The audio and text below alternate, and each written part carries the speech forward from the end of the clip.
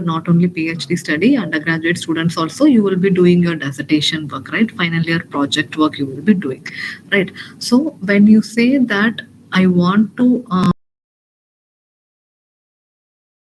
so Mm, okay, so we'll check about what is the intention of Gen Z. You all know Gen Z are the people who are born after 90s, right? So, what is the intention of Gen Z towards the mobile banking? Okay, so what is the intention of Gen Z towards mobile banking? So when I say this, we have Gen Z throughout India, right? So now that Gen Z throughout India is called the population.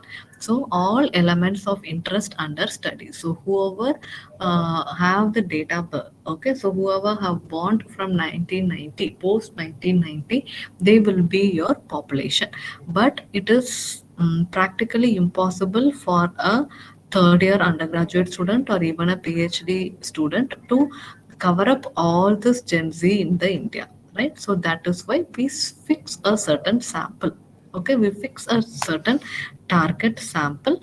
Okay, so we can't collect it throughout India. So wherever feasible. So I say that I'm going Gen Z. I'll mention it, but my sample study will be in my own area. Say for example, Karnataka.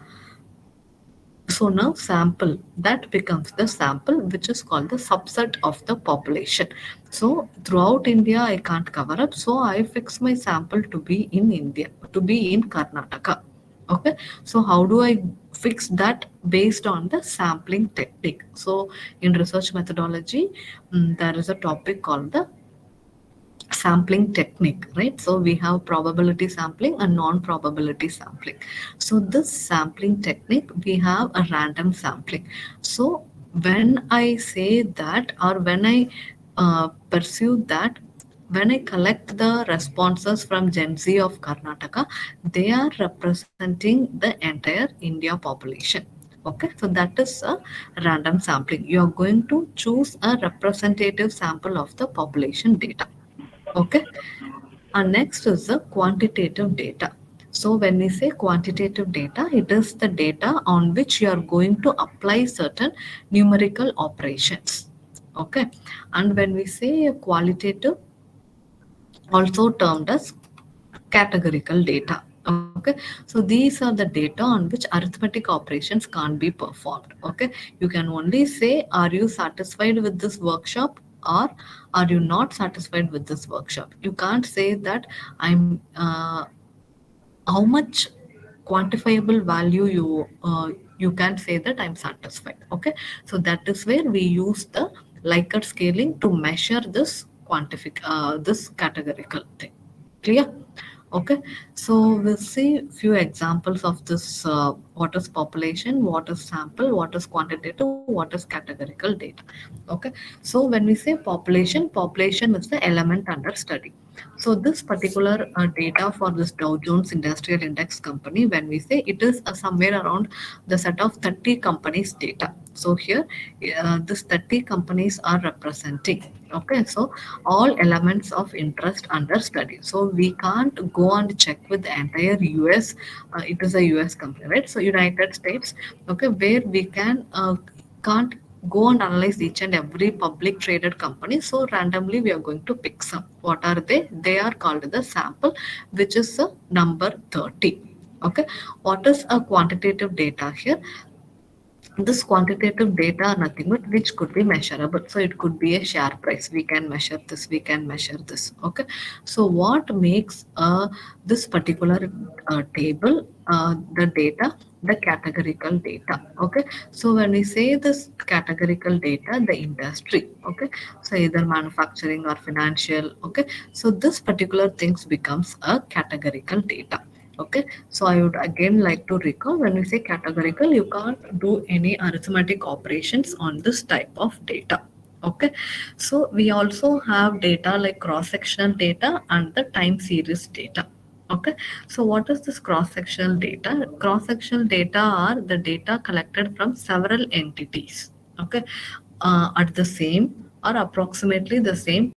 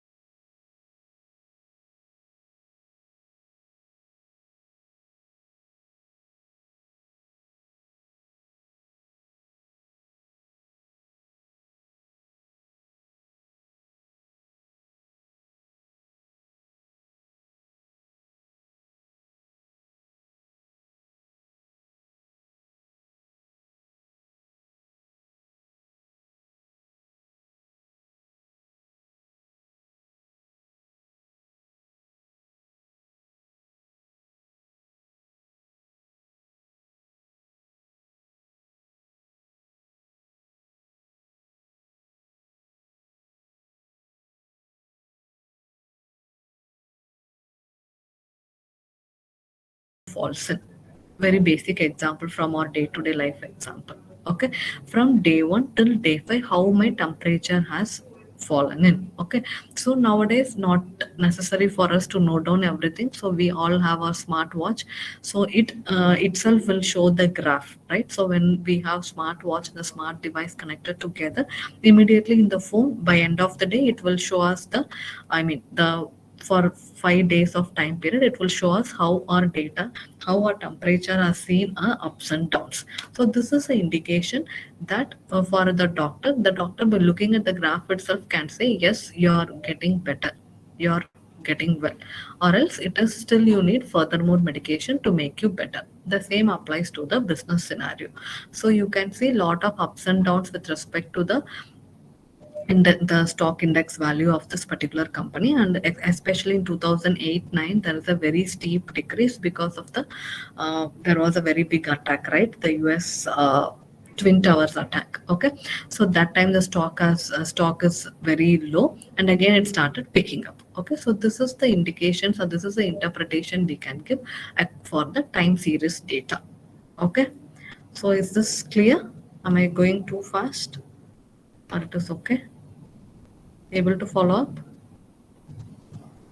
Yes, ma'am. Yes, ma'am. Yes. Okay, fine. Next is the sources. Okay, so from where are we getting this data, right? Either we will be getting this data through experimental study or through non-experimental study. So experimental study, in research methods, we have a particular topic for data collection as experimental study, right? So a variable of interest is first identified. Say for example, in our case, we say temperature, body temperature. Okay, so this particular temperature, how it is varying across. Okay, so here we can check with different other types of variables, say for example control variables. Okay, so I'm just taking an example and relating to the slide. So we have a control variable, right? And also we have, are there any other variables which is going to influence? So say for example, in our situation, we take the body temperature, that is the the temperature of the body as one variable. So drug could be the another control variable. So if I take a dolo 650, I feel better for 2 hours. Okay, then again the temperature starts shooting up, then again I should go for next dolo 650. Now here the drug becomes a control variable. Am I right? Okay, so like this experimental study we use and we collect the different set of data. Whereas we also have a non-experimental study. Okay, so which is called the observation study. We can just observe it. Okay, so there is no attempt to control the variable of interest. So very good example, we can say as a the satisfaction survey. Okay, so most of the companies collect the satisfaction survey from the customers, right? So in that case, we enter into a hotel for dining, so they give a survey form to fill it up. So what we see, how is the food? So from excellent to poor there will be, right? So we'll just tick mark it and we will just submit the form and go. So this could be another, this is just an observation study, all right? So why? Because there is no any such variable of interest which is going to influence this, just they are giving it and we are filling it up and returning it. Okay, so these are the different, we can say this as a different sources of data. Okay, so this what is I told. So this is also example of a hotel non-experimental study. Okay, so next is moving on to the data, that is modifying the data in the Excel sheet. Okay, so we have a data set for a manufacturing of the same car data I have. So here there is a sales for March, that's a sales for 2011, and it is for March 2010. Okay, so when we have this, how are we going to calculate the percentage change? So first we'll do sorting and filtering, then we'll go to percentage. When we say this percentage change in sales from 2010, so we have sales in 2011, we have sales in 2010. How much is the percentage change compared to 2010? How much is the for 2011? That is what we are going to calculate here. Okay, so is my Excel sheet visible? Yes, ma'am. Yeah. Okay. So in this case, what we can do is just a minute. So whenever we have this,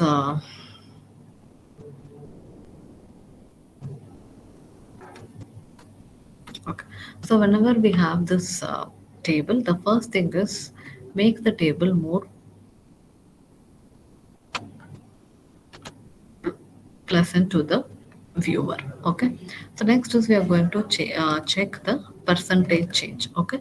So from last year, what is the percentage change? So how do we calculate the percentage change here? So make it, so wrap up the text, margin center. So here we are going to calculate the percentage change. So how do we do that? So here this particular value, right, minus this value, right, divided by this particular value. That is how we will calculate the percentage, right? So it is going to be equal to this D2 minus this E2 divided by this. Hello. Yes. Ma'am, PPT is here, no Excel sheet, I think. Excel sheet is not seen, sir. Yeah, yeah. Okay, Only thank you. PPT is here, ma'am. Okay, thank you. I'll just shift it.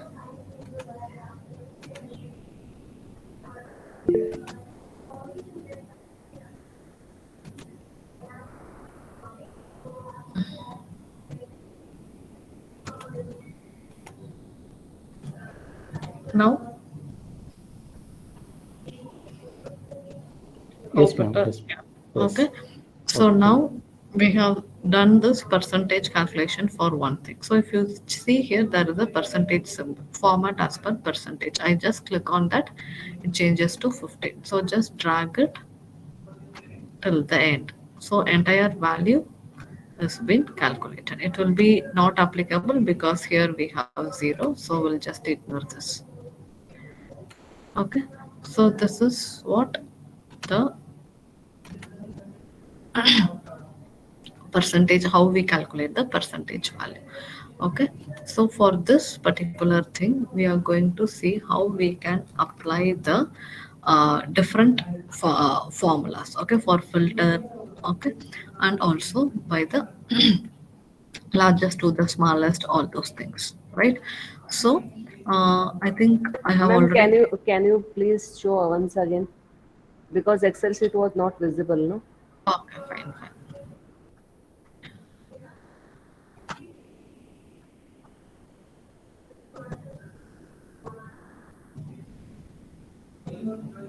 Okay, so when we want to calculate the percentage change, so the formula will be, what is that cell 1? First put the open bracket, cell 1 minus the next cell value divided by, because we want to calculate the percentage change for this 2010, how much it is paid, right? So divided by this E2. Done. Enter. Next, click on this percentage, drag it till the end. Able to follow? Yes, ma'am. Thank you. Thank you. Okay, fine. Okay, so this is the percentage change. Now, okay, now I'm not going to do it. I'm going to give instruction you are going to do, because I have already taught you the filtering, sorting and filtering. Okay, now I'll write the question here what I want to see. You can do it. Okay,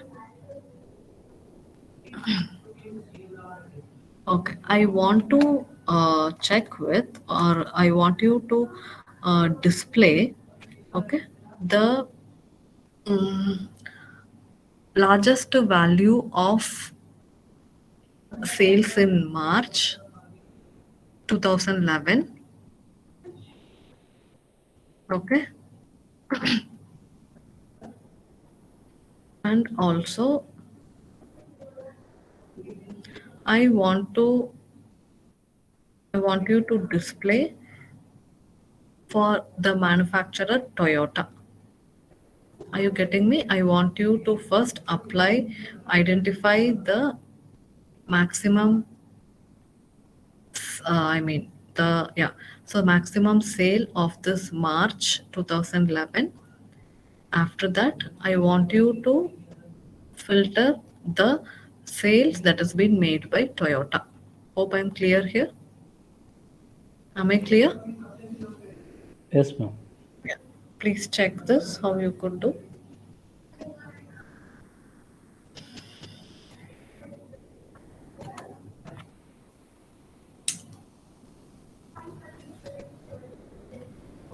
Equal to MA bracket, then giving bracket complete and enter.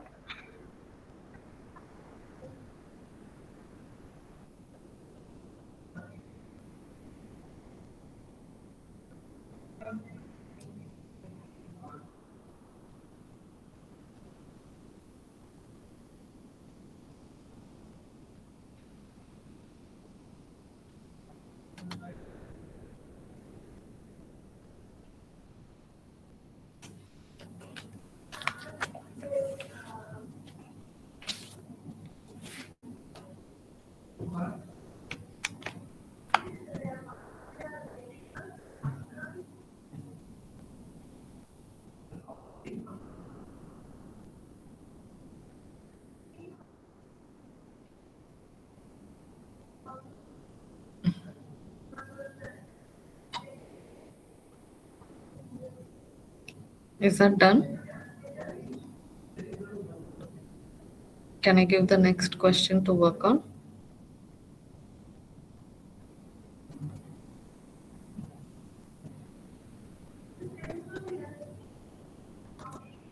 Is that done?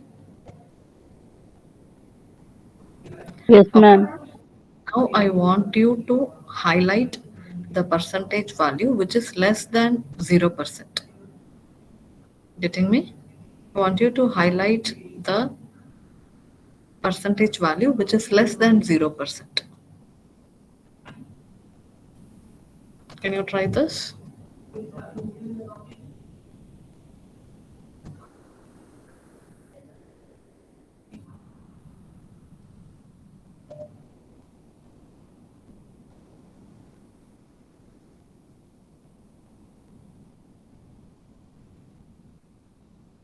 Fine. Is that done?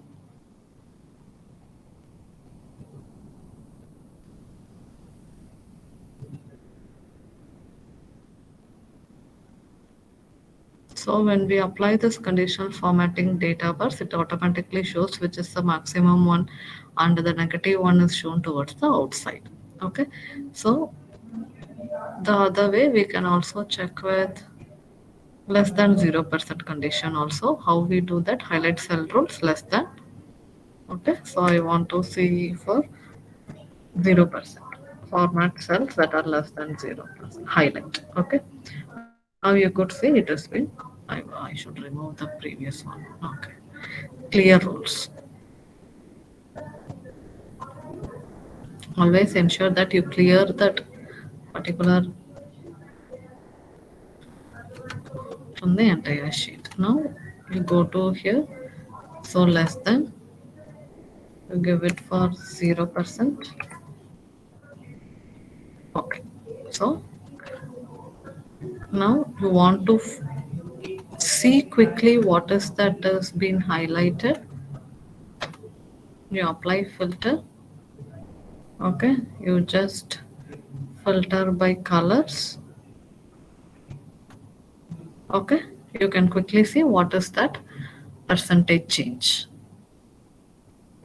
Clear? Can you all able to follow? Can I have a quick yes? Can I have a quick yes? Can you all able to follow? Yes, ma'am. Yeah, fine. Okay. So moving further, next, so I'll stop this and we'll move to the PPT. Next, we have the frequency distribution.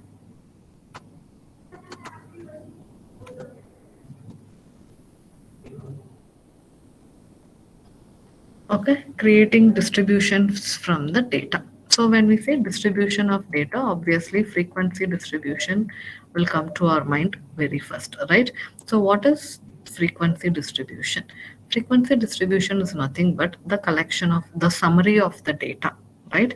That shows the number of observations in each of several non-overlapping classes, typically referred to as bins, when dealing with distribution. Okay, so we have seen about the distribution of the data, right? So when we say that in a particular day we have a say for example the fever, right? The temperature, we have what we have noticed from day 1 to day 5.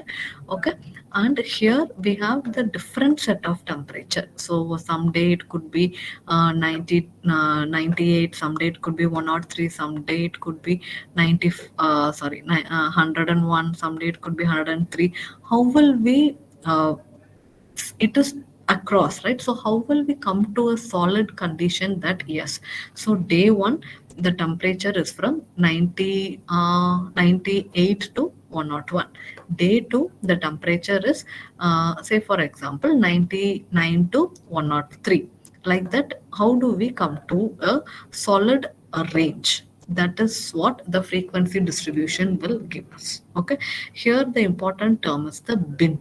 Okay, what is this particular thing? So we have a set of data. So data from a sample of 50 soft drink purchases. So here a nearby supermarket store. Okay, it says that they know Coca-Cola has been sold, Diet Coke has been sold, Pepsi has been sold, Dr. Pepper has been sold. Okay, Sprite has been sold, but they don't know how much of Coca-Cola, how much of Pepsi, how much of this Dr. Pepper is being sold. Okay, so that is one major disadvantage with respect to the store sales store, right? So now we are going to help the sales stores to identify how many Coca-Cola, how many Sprite, how many Dr. Pepper has been sold. Okay, so how are we going to do that? So now we know, so by looking at this data, okay, we can say that we have five different types of product. We have Coke, we have Diet Coke, we have Pepsi, we have Dr. Pepper, we have Sprite. Am I right? Yeah. So we have five different types of soft drinks. So how are we going to find this? Okay, how are we going to find? Frequency is nothing but the number of times a particular incident or a particular value is occurring. So how many times this Coke has occurred in this entire 50 samples of data, right? So that is what we are going to find out now. So how are we going to do this? It is done by using the formula COUNTIF. Okay, so COUNTIF, we are going to count the number of times Coca-Cola has occurred. Okay, so this COUNTIF function in Excel count the number of times a certain value appears in the indicated range. Okay, so we have the range here A2 to A2 till B26 comma D2. Okay, so A2 to B26 is the range for the sample data, and D2 is the bin to match it up with. So now you will understand. Okay, so say for example, so we are going to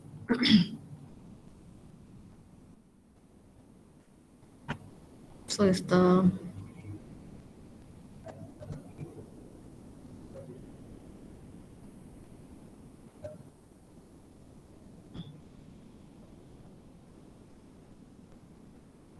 so we have the soft drinks. So this is the sample data. So as we always do, first let us make this more readable. So this is what we have with us. Okay, so in this data with this particular thing, we are going to apply we are going to first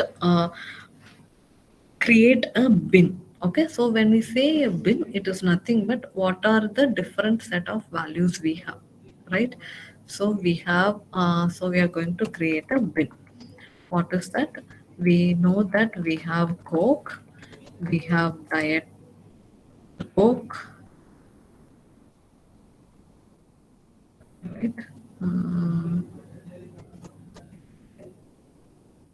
Okay, then we have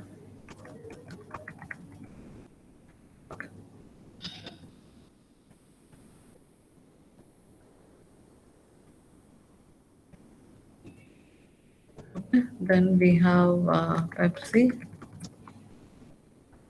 then we have Sprite. Okay, next thing is how are we going to calculate this? Okay, we are going to use the formula equal to countif. Okay, when you put this, it will automatically it will ask the range. Okay, range comma criteria. So first we are going to use dollar. Okay, then dollar A.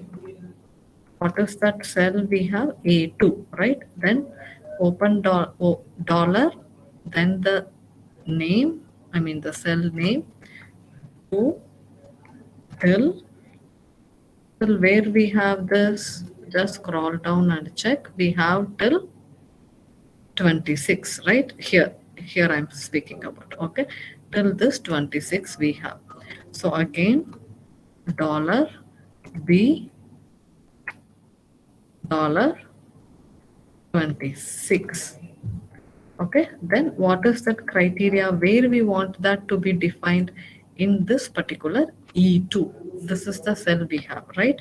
So we are going to put that in, sorry, this D2. This Coke we want, right? So we are going to put it as D2. This criteria we are going to define. Just enter it. What is that? Some formula error. Dollar 26.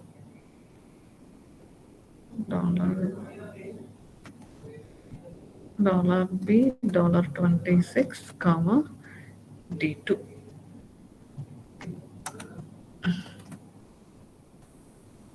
Just a minute.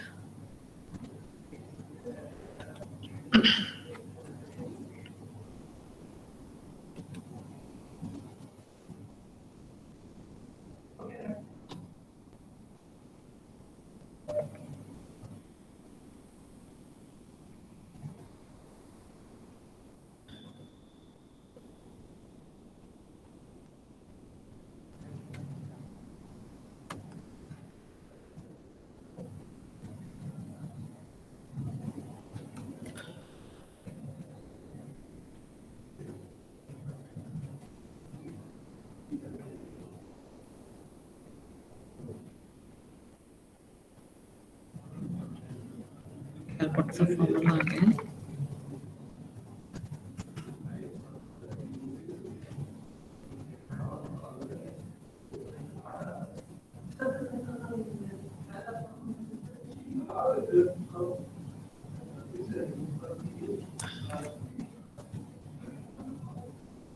What happened?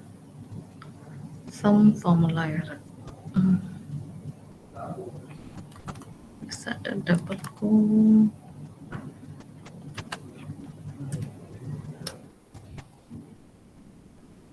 Counter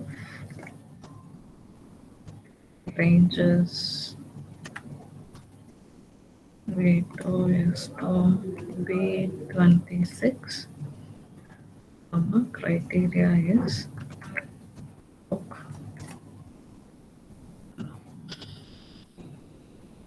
Mm,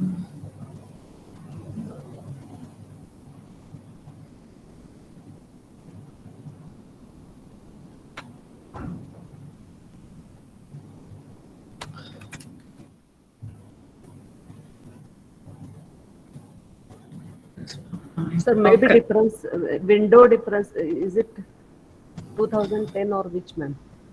This is 2016. No, I was getting it. I during while I was practicing. Okay, so this is the formula. I'm sorry for this. Okay, so I don't know why it's not happening.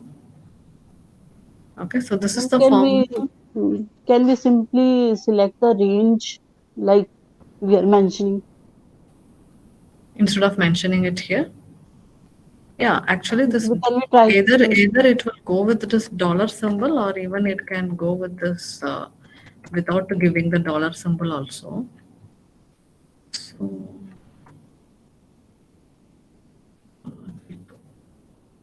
Okay, so if anyone else is getting for this formula, I'll be more happy. So maybe I copy pasted. It's working, I think. It's working, right? So Yes, the ma'am. same formula it will work actually. Okay, so I don't know, maybe the compatibility issue. Okay, so this is how we will be calculating the. So once you got the answer for this, you can just scroll down for the remaining thing. Okay, now you could have got the particular value. So this particular table, what we were talking about, right? The Coca-Cola, this soft drinks. Okay. So the frequency. So the Coca-Cola occurs around this Coca-Cola we have 19 times it's occurring, and this Diet Coke we have around 8 times that has been sold. Okay, and this Dr Pepper has been sold for 5 times, and this Pepsi is being sold for 13 times, and the Sprite is being sold for 5 times. Okay, so when we have a total of this, it add up to 50. Okay, so since I used to teach this every time, so the value has been just by hearted. Okay, what is this? No formula is working. Okay, so when we add up this, it will the total will be for 50. Okay, so all those things. Okay, the total will be for 50. So this is the total value. The we have 50 samples. Among that, Coke is for 19, Diet Coke occurs for 8 times, Dr. Pepper has been sold 5 times, Pepsi 13 times, and Sprite for 5 times. Okay, so this is how we will be calculating the frequency. So whenever we want to calculate the frequency of a particular given set of data, we should use the formula COUNTIF. Clear? Fine. So next is when we want to calculate the relative frequency. Okay, so what is this relative frequency is? When we say relative frequency, it is a summary of data showing the relative frequency of each bit. So what do we mean here? So we have we know this is frequency, right? When we say relative frequency. Okay, so now what is this relative frequency is? So this relative frequency is nothing but I have this 19, okay, so equal to this particular value divided by this total value what I have. Okay, so that will give me the relative frequency. Clear? Hope it's clear. Okay, so this is the relative frequency. When we have this 19 divided by 50, we have the value as 0.38. Okay, so the formula here is delta 19 divided by the total 50. Okay, so this we can drag it to the entire cell value. So we'll get the different values like 0.16, and we have for 0.10, we have it for 0.26, we have this for 0.10. Okay, so this is how we will be calculating the relative frequency. Then how to calculate the percentage frequency? This is everyone knows, very simple math here. Right, so when we want to calculate the percentage frequency, so just this particular value you copy it here, paste it here, and convert it into frequency. I don't know. I think I have removed the formula applying in the entire sheet while I was clearing this conditional formatting.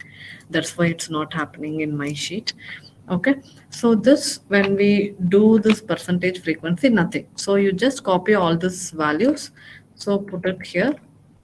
Okay. So for these values, whatever you have chosen it, just click on this percentage. So it will show up 38. This is very simple math, right? 16, 10, 26, then we have 10.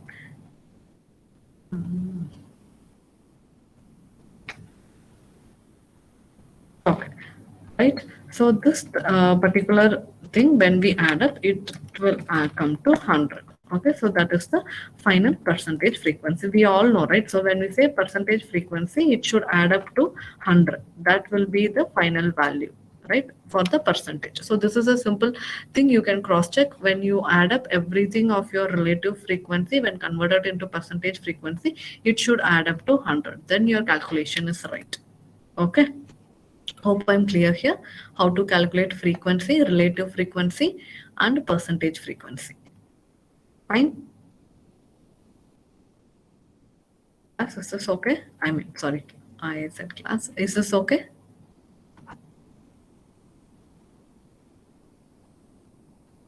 Yes, ma'am. Continue. Yeah. So the next thing is I will stop this Excel sheet. So I'll take you to this PPT to know about what is bin. Have you heard about the bin frequency? Sorry. Uh,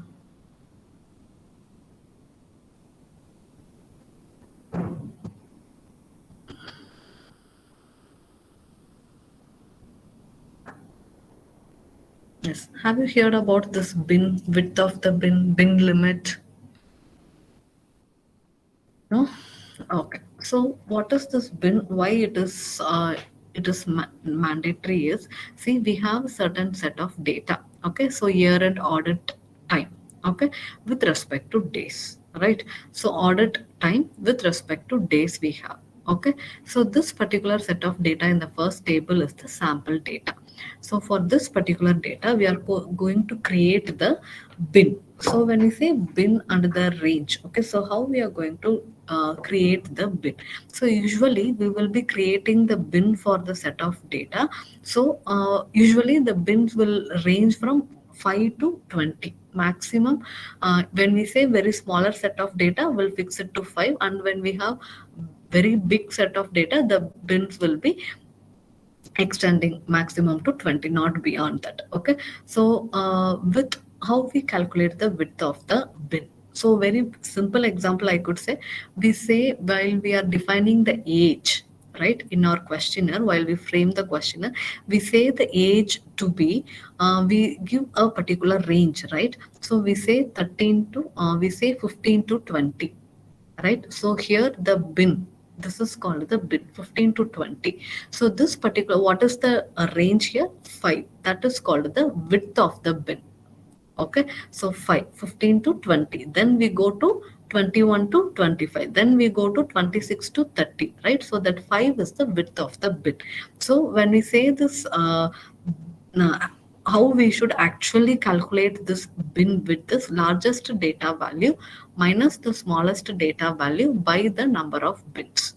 Okay, so this is the actual formula to calculate the bin width. Okay, so based on this we are going to calculate it, right? So I'll tell you.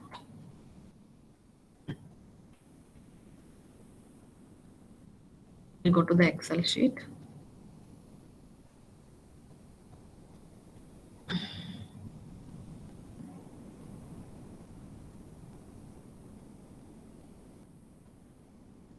Okay, so here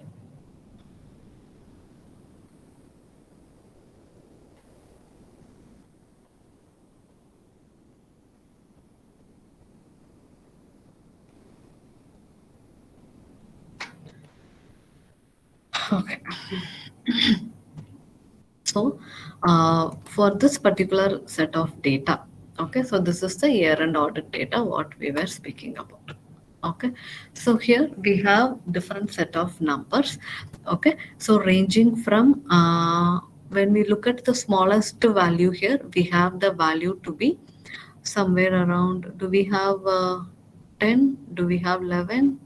Okay, fine. So we don't have 12, right? Okay, we have 12. Okay, so how do we define this particular what we call bin? Okay, so here the particular table value, the table has very less numbers, right? So here we have only 20 numbers in this set of sample data. So Ma'am, we, screen yeah, is not visible now. Data is not visible. uh, okay, Excel sheet is not visible. Yeah, yeah.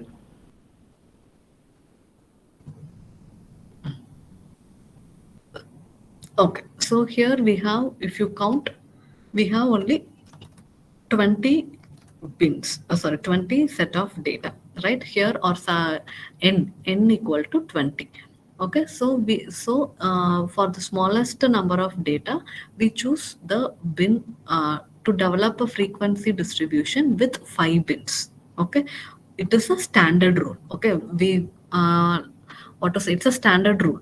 If we want to develop a particular bin width for smallest number of data set, we'll start with 5, and it keeps increasing for the depending on the number of datas you have. Okay, here the largest data value in our table in our data set is 33, and the smallest value is 12.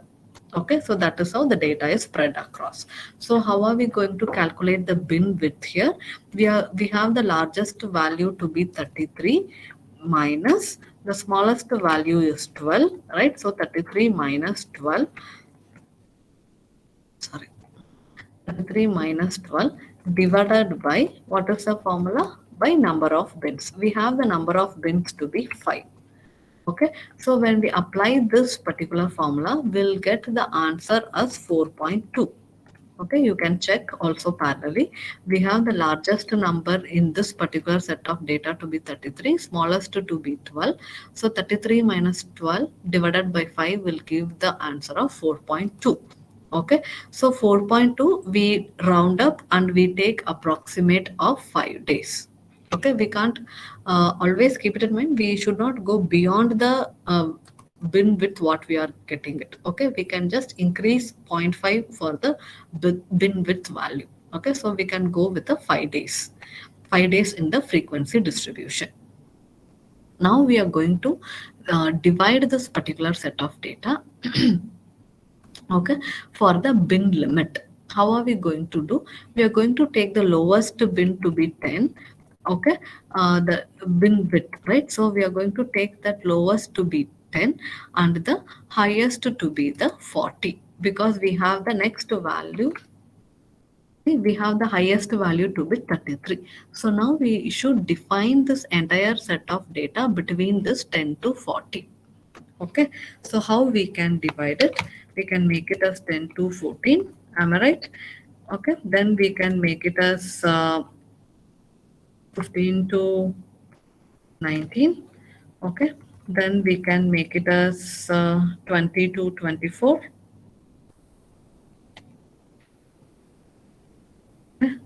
Then we can make it as 24 to 30.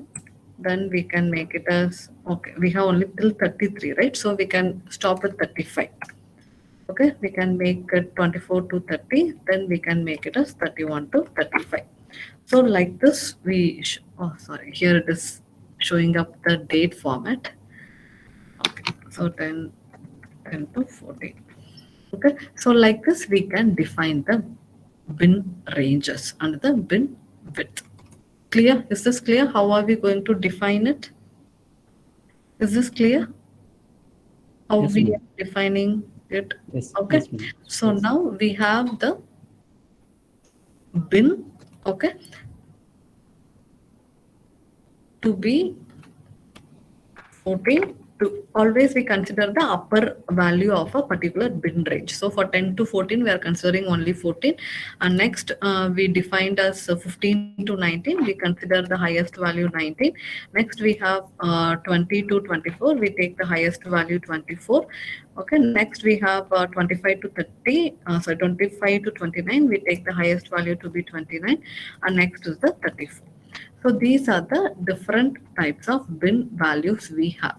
Okay. So for these bin values, kindly excuse, I'm getting a important call.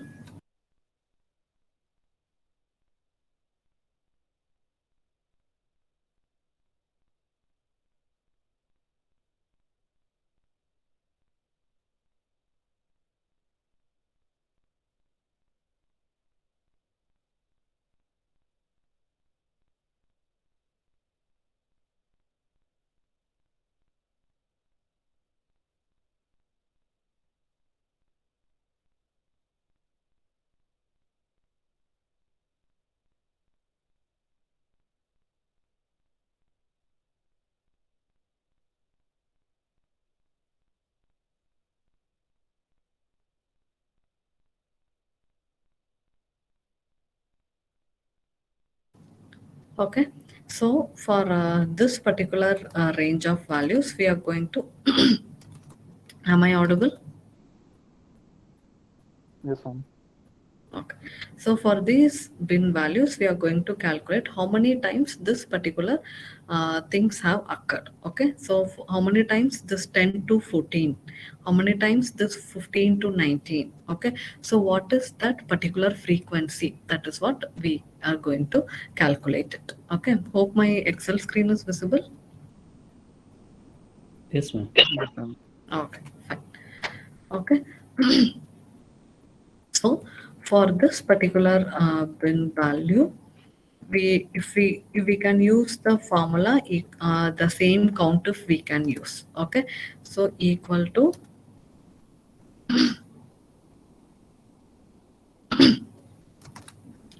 or we can also use the frequency formula, frequency of the array. So from A2 to D26, okay, comma, what is that cell value we want to refer? We want to refer A10. Oh, sorry, not A10. This is A12. Okay, for that particular value, right? So A12 to A16. Okay, so this is what we are going to refer it. I'm so sorry, it is coming as a date format. Okay, so how it should be, I'll tell you again, equal to, you can work parallelly. So frequency, right? So we are going to check the frequency. So for calculating,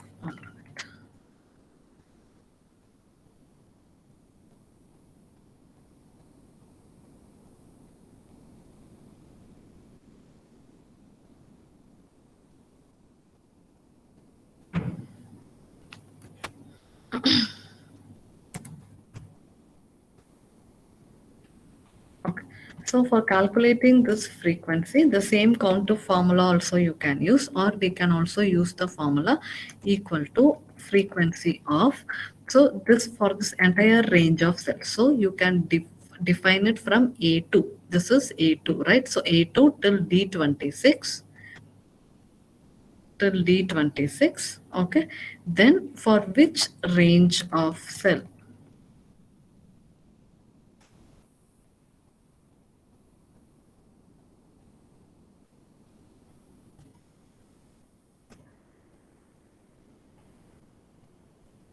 Okay, data array. So this particular thing is the data array, comma, bin. Where is our bin array? From D12 to D, sorry, A12 to A16 is our bin array. So when we do this, so you can see 14, it will apply. Okay, so this is how we can calculate this particular bin value and the frequency of this particular bin. Okay, now whenever we say frequency distribution calculation, the first graph or the chart which should come to our mind is the histogram. Okay, so how we can do a histogram for this particular set of data, that is what we are going to see now. So when we say a histogram, this histogram is usually a graphical representation for the quantitative data, right? So this histogram is calculated or computed, we can say, by using this particular value. So when you go to this data analysis tool pack, okay. So this data analysis tool pack, when we say,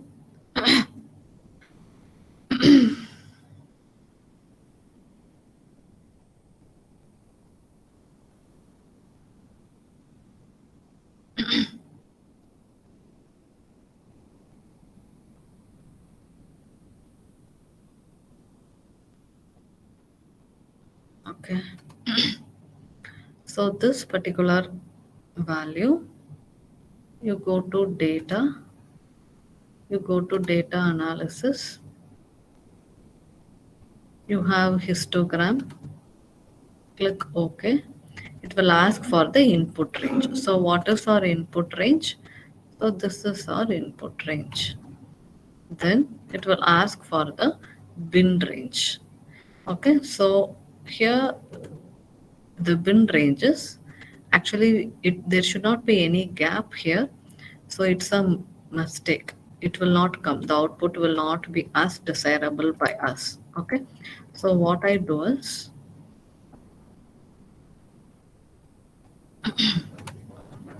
so this thing, so I should write it here, equal to,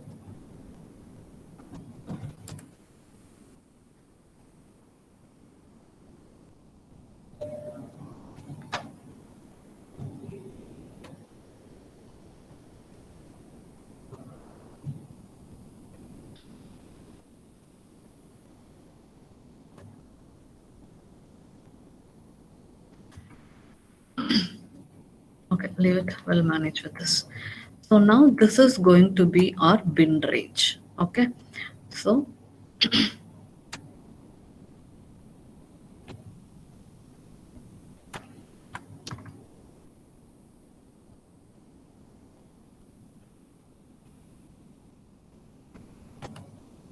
you see immediately the formula will go off. Okay, so histogram, click OK, input range, choose this, then come to bin range. So bin range is, this is going to be the bin range. So where you want the output to be, right? So you want the labels to be, click on this output range. I want the output here. Oh, sorry. So I want the output range here. Okay, if you want a new worksheet or new workbook also you can do. Okay, so I'll just want it as a chart output. I'll click OK. So I'll get the histogram. Bin frequency, this I should rename it. Okay, so this is going to be the chart, histogram chart. Are you getting it? Are you getting it? Yes, ma'am. Okay, so here when you click on this particular axis, you have n number of formatting options here where you can label it. Okay, and if you want to further fine tune this, that is also possible. This is basic chart activity, right? Okay, so this is an example of your histogram thing. Clear? Shall we move on to the next one? Any one of you want to work so that I can wait, or we'll move on? If you want it to be more precise, we can mention here as 10 to 14. I should first change my laptop's date format.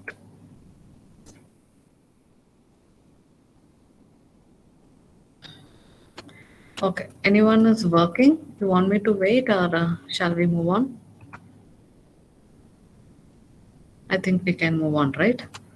Yeah.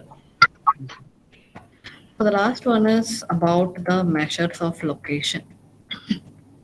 Okay.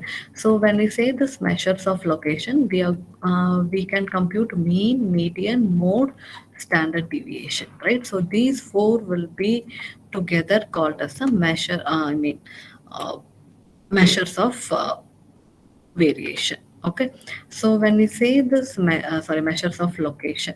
Okay, so when we say this measures of location, mean, median, mode. Okay, so the standard deviation, these four will come under measures of location. So instead of we applying each time, we can apply this also, equal to mean of,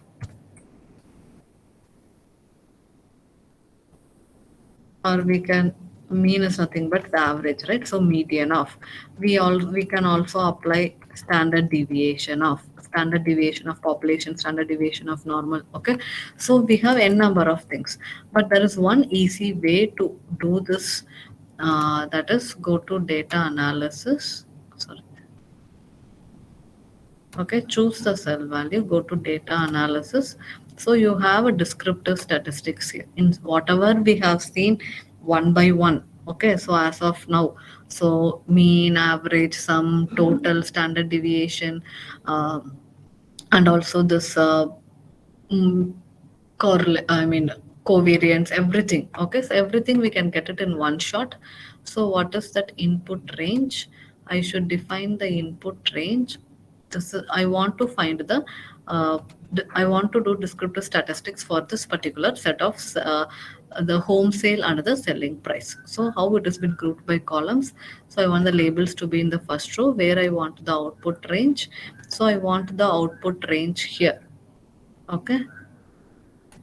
Next is I want confidence level of mean. Okay. So I want the summary statistics. Everything I'll click OK. Can you see here? So whatever I want, mean, standard deviation, median, mode. Okay. So I'm getting everything here itself. Standard error, sample variance, kurtosis, skewness, range, minimum, maximum, sum, how many count, confidence interval for 95.5%. How much is this? Okay. Please repeat, ma'am. Is this okay? Repeat. Ma'am, please repeat. Yeah. So just choose this, whatever the set of values you want to identify the descriptive statistics. Choose the set of value, go to data. In your data analysis, there will be descriptive statistics. If it is not there, you should go to this file. You should go to this file. You can go to this option, add-ins. Okay, for this add-ins, you can already I have added it, right? So you will have like this n number of add-in features. You can add this analysis tool pack. Okay, Excel add-ins, then go. You will get this here. Okay, for those who have not added in yet. Okay, click on this Thank descriptive you. statistics. Okay, click OK. It will ask you to define the input range. Okay, then labels. So this you can, if you want, you can take it. Labels in first row is whatever is there here, it will reflect. So better to avoid that. If you want the selling price, then your input range you should choose from here. Okay, then output range where you want to choose your confidence interval, summary statistics, everything, click OK, you will get it.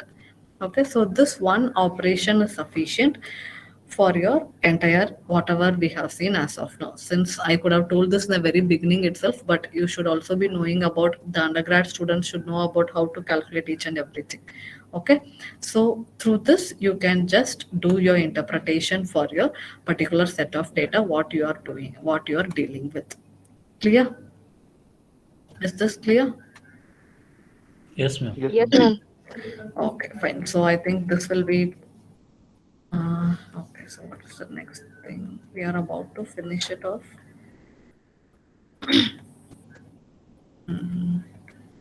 Okay, so next thing is about a few charts, which is which every one of us, everyone, most of you might be knowing it. Okay, so quickly I'll take you through the different types of charts we have.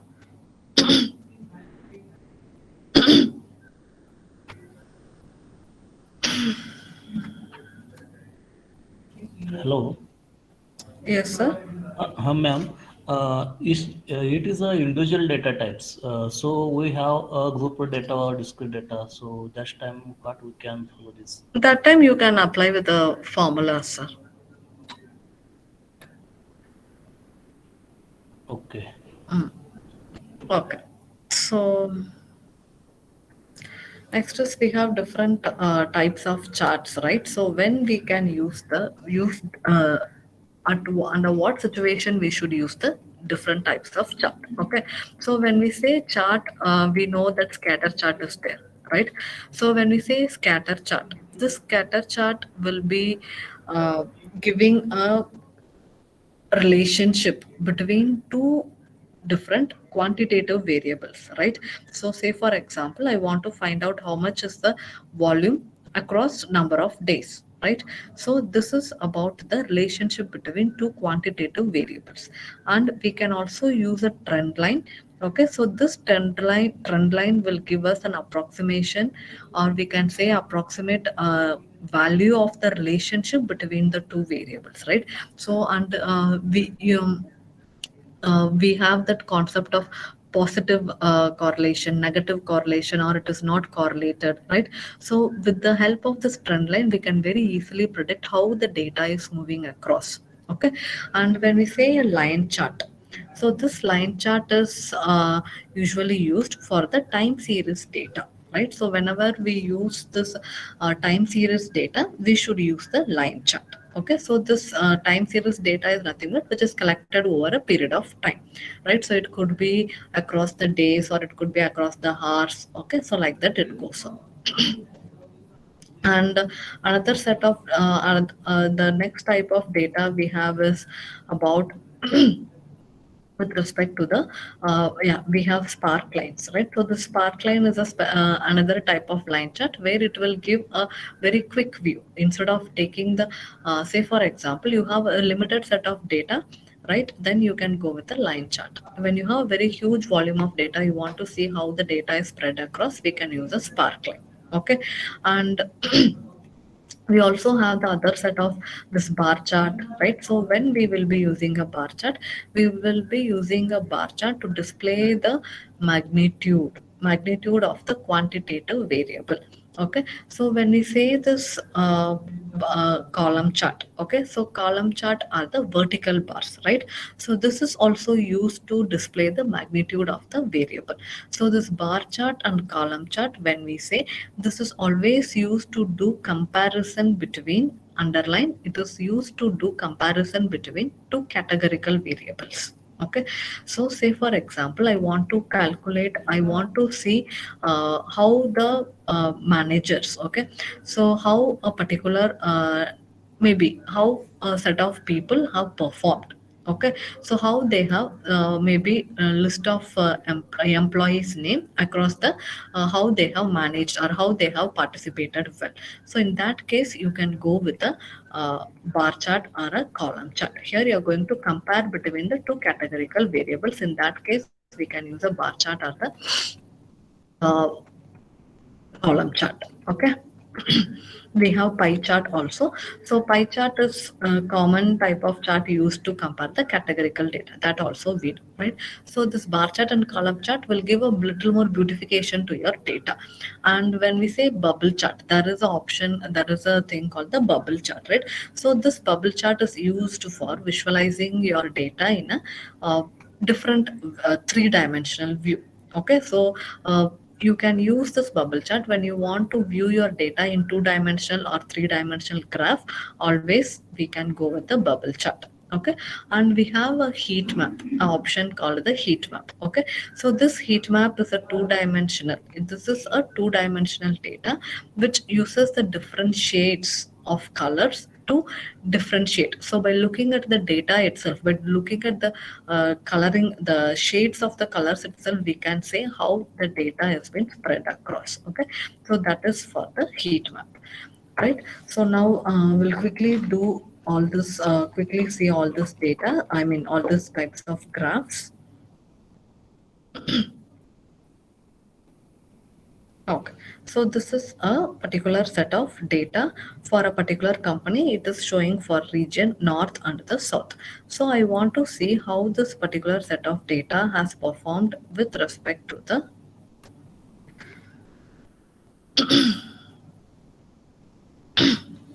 okay, so with respect to this particular set of data. So when we want to use this spark lines, okay, so choose the data. So I have already chosen the data range from B3 to B14. So where I want my output to be. So I want my output to be here. I'll click OK. So it shows this is the overall representation of my data. Okay, how it has been spread across in the north. You can see from starting of January, okay, it has started well. Okay, it has slowly shown little improvement, right? Then it has slowly come down, then it again started picking up, then again during the end of the year it has again started dropping. So from this particular line itself, spark line itself, we can give an interpretation that the company has started its sales, always it has a trend to begin the sales very good in the beginning of the year. In between the year and also end of the year, there is a fall in the sale. Now it is high time for the company to identify how they can boost up the sale in the middle of the year and also end of the year. That is one quick observation we can take. This is how we can use a what is that, sparkline data. Okay, so another thing is we can go with respect to this particular set of data. That is the same. Is my Excel sheet visible? Yes, ma'am. Yes. Visible, right? Okay.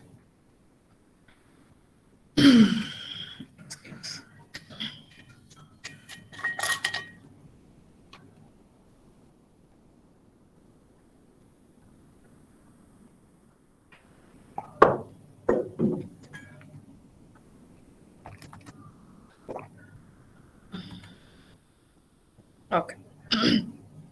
So this particular data talks about how many number of commercials, okay, have made how much of sales.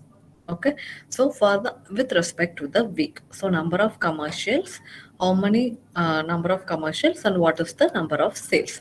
So for this set of data, we can go to insert.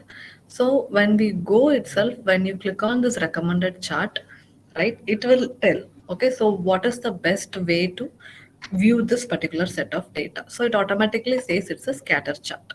Okay, just apply it.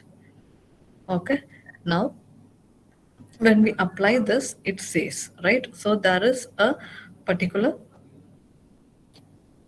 range or as the pattern that the sales volume is very high during the fifth week, right? So by looking at this data, it's a very small set of data, so we can, by looking at the data itself, we can say. Okay, so if you want to do further beautification of this particular data, you can add a trend line. Okay, so this particular trend line will nothing, so it just takes you, it shows you that how data has been spread across. So how this data is, either it is a linear data or it is exponential data or it is a 2 period moving average, how it is going on. So to know that, just it automatically says it's linear data.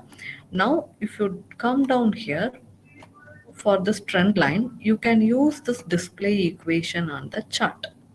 Okay. The moment you do display equation on the chart, it tell you how the data has been. So y, we all know the basic equation, right? So y equal to ax plus c or y equal to mx plus c. So it says that the y equal to mx plus c. This is the equation, right? And also, we have another option here, display the R squared value on the chart. Okay, now the R squared value is 0.8658, which is obviously the value is higher. So when we say the R square value is higher, so this is for when you start writing your hypothesis. This is for PhD scholars, I'm telling. When you want to prove your hypothesis, this trend lines, okay, and the same concept will apply in this regression and also this correlation, right? So by comparing this R square value, you can interpret the whether you're going to accept the hypothesis or you're going to reject the hypothesis. Okay, so this is one set of chart, right? So I'm just rushing up because 4:30 I have another important task to attend. Okay, so next we can see about this bar chart.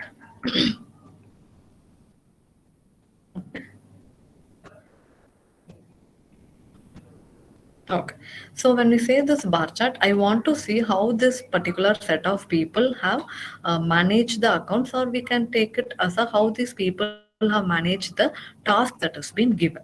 Okay. So for this, choose the data, go to insert. So the moment we go to insert, when we click on this recommended chart, it will automatically say which chart is best fit.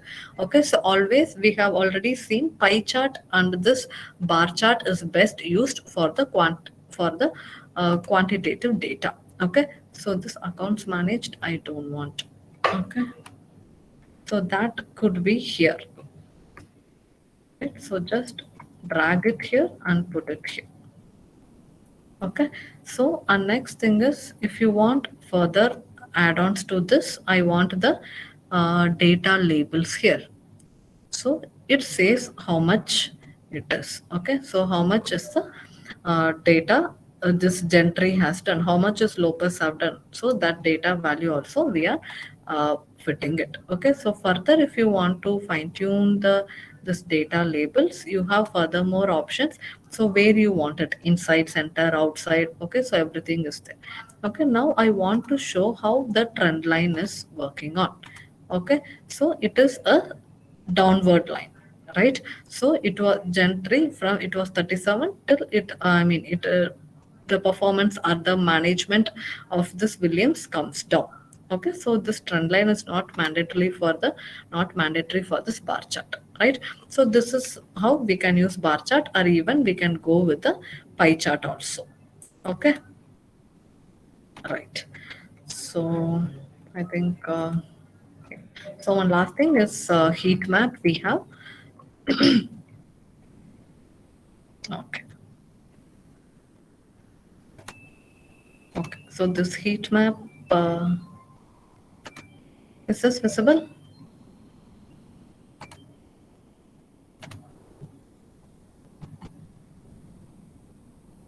Okay. So this heat map, when we say, so this particular data is there, right? So what I do is, first I will apply this conditional formatting for this data bars.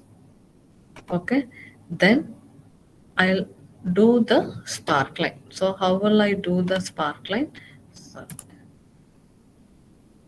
okay, I want to insert a sparkline. So data ranges from here. So for this particular data range, I want to my location range, the destination is N2. For this, I want to see how the data has been spread across. Okay, so you can see here the particular the month of St. Louis, right? So this particular place, the data initially it was very less in the beginning of the year. Okay, then when the time passes, the end of the year, St. Louis, that particular place has shown very high sales. Okay, and the same if we want to interpret this particular Pittsburgh region. So in the initial years the sales was very poor, but when it is moving on, right? But yeah, so from -6 till -1 percentage, so still it is showing great improvement. And when we go to Boston, you can see there is a sudden uh, increase, right? So there is a very steep increase from -5, it has come to -1, right? So -5 to -1 is a very steep increase. So the sparkline shows here. Okay, so that's a steep increase in between. Then again, it start putting down. Okay, so from like this, we can interpret the data also for your whatever the charts you have. I know it is not. Oh, my video was off.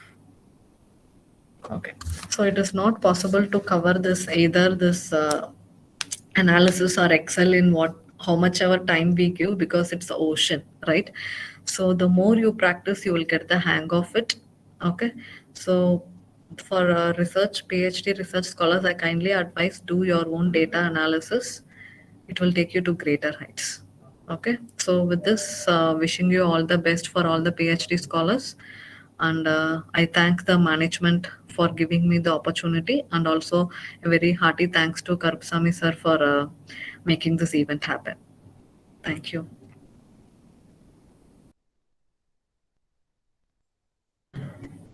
So any doubts on research paper publication? Maybe we can spend some 5-10 minutes on this.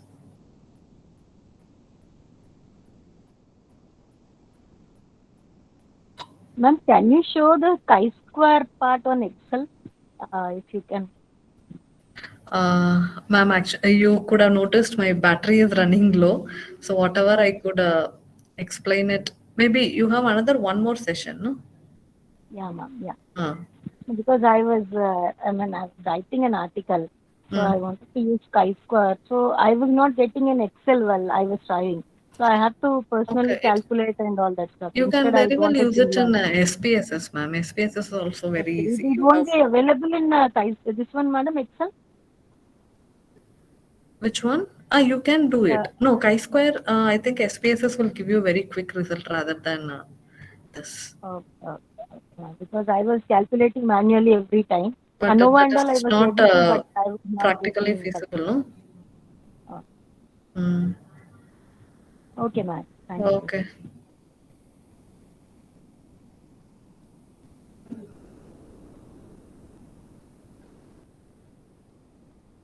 Yes. Any other doubts?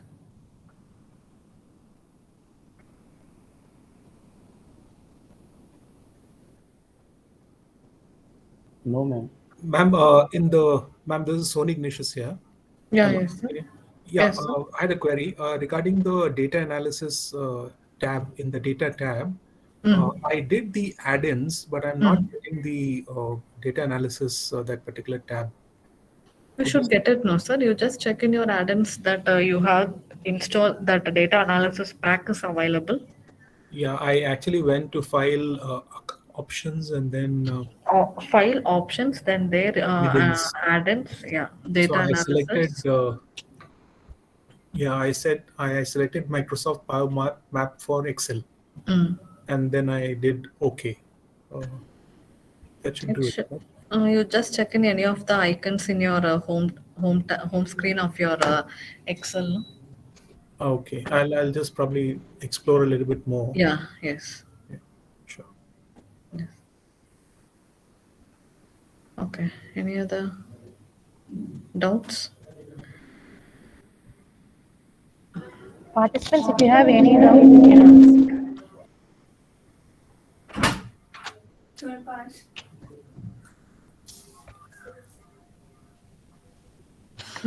Yes. Uh, Organizers. Thank you so With much, your ma'am. permission, can I exit? I'm already late for my meeting. I Okay, have okay. meeting. Thank you so much, ma'am. You Thank have you. Thank engaged the session very well. Thank you so much. Okay, hope the participants could have taken little of this. So whatever, so the more we practice, we'll get a hang of it. So kindly practice it. Wishing you all the very best. you. Karupami sir, can I exit? I have a Okay, ma'am. Okay. Thank you so much for your presence, valuable presence. yeah. Thank you. Thank you, sir. Thank you for the opportunity to. Thank you. Thank you so much.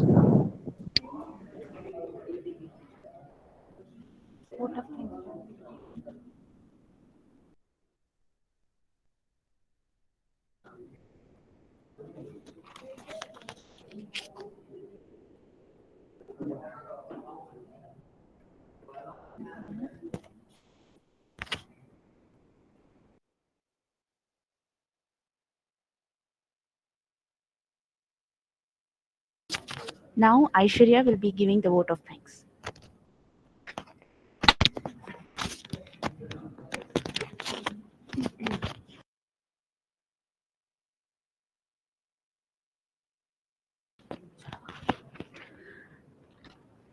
I'm Aishwarya. I'm going to propose the word of thanks. Good afternoon to the Honorable Chief Guest, respected principal, faculties. I, Aishwarya of BBA Department, would like to express my gratitude to all esteemed delegates of the second day of the 3 days virtual national workshop on research methodology and data analysis. I would also like to thank all the respective department members for their presence and contribution to make this session a great success. I extend my gratitude to our special chief guest, Dr. C. Aarti, Christ University, Bangalore, Karnataka, for accepting our invitation and take our time from busy schedule to grace the event. Thank you so much.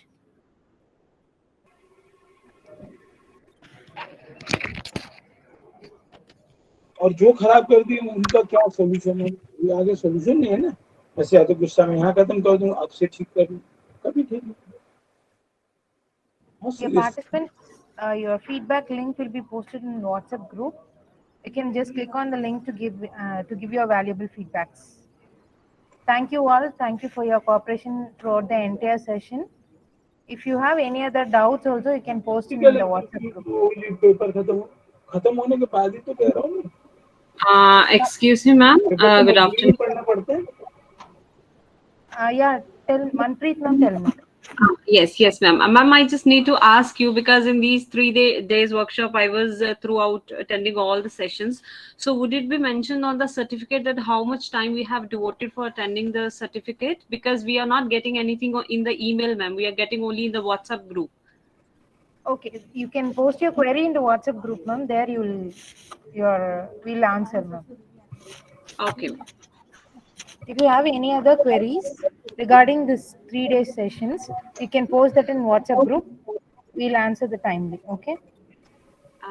Because one day before also I asked in the group, ma'am. I didn't hear anything, so that's why I'm just asking here. Okay, ma'am. We'll answer for sure today. Okay. Okay, yeah, sure. Thank you so much, ma'am. It was a very enlightening session from your side for arranging this one for us. Thank you, ma'am. You can just leave the session. We can all leave the session. Thank you. Thank you so much.